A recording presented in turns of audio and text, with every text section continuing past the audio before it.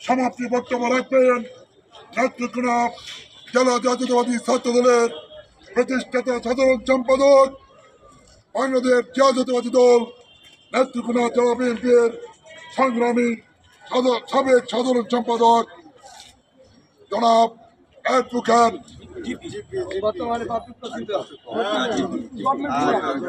জনাব অ্যাডভোকেট মাহমুদুল হক সাহেব এখন আপনাদের সামনে বক্তব্য রাখবেন। সন্ত্রাসীদের কালো হাত ভেঙে দাও, ভেঙে দাও, ফুরিয়ে দাও, সন্ত্রাসীদের কালো হাত,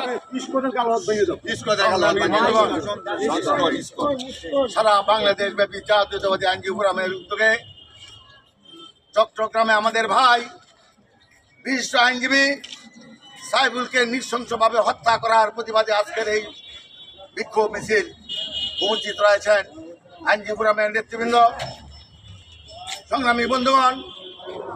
আজকে অত্যন্ত দুঃখ ভারাক্রান্ত হৃদয়ে বলতে চাই, মাত্র 3.5 মাস হলো এই দেশে ফেরাউন নমরুদের শাসনের অবসান হয়েছে। হাজার হাজার ছাত্র জনতা রক্তের বিনিময়ে, শত শত হাফেজ আলেমুল আমাদের রক্তের বিনিময়ে বাংলাদেশ থেকে সেই খুশি হাসিনা ভারতে পালিয়ে গিয়েছে। আমরা আগেও বলেছিলাম এই সরকারে এমন পতন হবে শেখ হাসিনা, এই আমরা এখানে দাঁড়িয়ে আরো বড়বার বলেছে যে পৃথিবীর কোন দেশে শেখ হাসিনার স্থান হবে না, তার স্থান একমাত্র ভারত ছাড়া কোথাও হবে না। সংগ্রামী বন্ধুগণ, সেই ভারত চেয়েছিল বাংলাদেশকে একটি তাবেদার রাষ্ট্র বানানোর জন্য, বাংলাদেশকে একটি অকার্যকর রাষ্ট্র বানানোর জন্য। সেখান থেকে দেশের ছাত্র জনতা আলেম ওলামারা বুকের তাজা রক্ত দিয়ে তা প্রতিহত করে তারা আজকে শেখ হাসিনা দেশ থেকে পালিয়ে গিয়েছে। কোথায় আছে? ভারতে। ভারতে বসে আবার তার ষড়যন্ত্র শুরু হয়েছে। ভারতের সাম্প্রদায়িক শক্তির সাথে হাত মিলে আবার যাচ্ছে বাংলাদেশে একটি অস্থিতিশীল পরিস্থিতি সৃষ্টি করে বাংলাদেশকে আজ আবার অকার্যকর রাষ্ট্র বানানোর জন্য। সংগ্রামী বন্ধুগণ, তাই তার এই পরিপ্রেক্ষিতে ইসকন, যে ইসকনকে আমরা কোনদিন দেখি নাই সাম্প্রদায়িক কথাবার্তা বলতে, আজকে কয়েক মাস যাবৎ তারা বিভিন্নভাবে উস্কানি দিয়ে আসছে। রংপুরে গিয়ে সে উস্কানির এই চিন্ময়দার উস্কানিমূলক বক্তব্য রেখেছে। সে এমন কথা বলেছে যে আমাদেরকে যদি বেশি বাড়াবাড়ি করা হয় আমরাও কিন্তু বাংলাদেশকে প্যালেস্টাইনের মতো, ইরাকের মতো, এই লেবাননের মতো অবস্থা সৃষ্টি করব, সিরিয়ার মতো অবস্থা সৃষ্টি করব। মানে তারা কি চাচ্ছে? বাংলাদেশে একটি গৃহযুদ্ধ সৃষ্টি করার জন্য এই ষড়যন্ত্র করছে।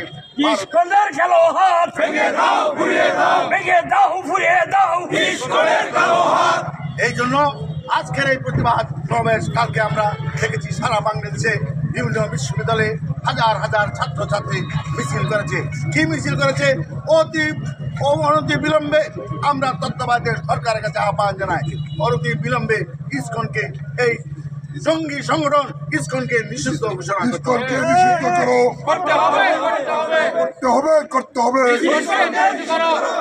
এবং যারা এই যে নৃশংসভাবে আপনারা দেখছেন তাকে কুবিয়ে ইট দিয়ে এবং কি শেষে জবাই পর্যন্ত করেছে, এমন একটা নৃশংস ঘটনা আইনজীবীদের উপর আসছে।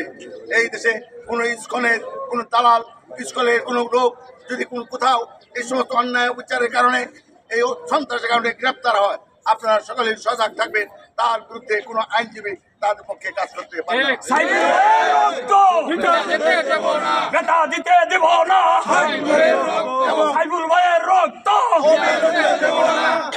ভিডিও ফুটেজ আছে, এগুলি এখন আর আধুনিক জগৎ।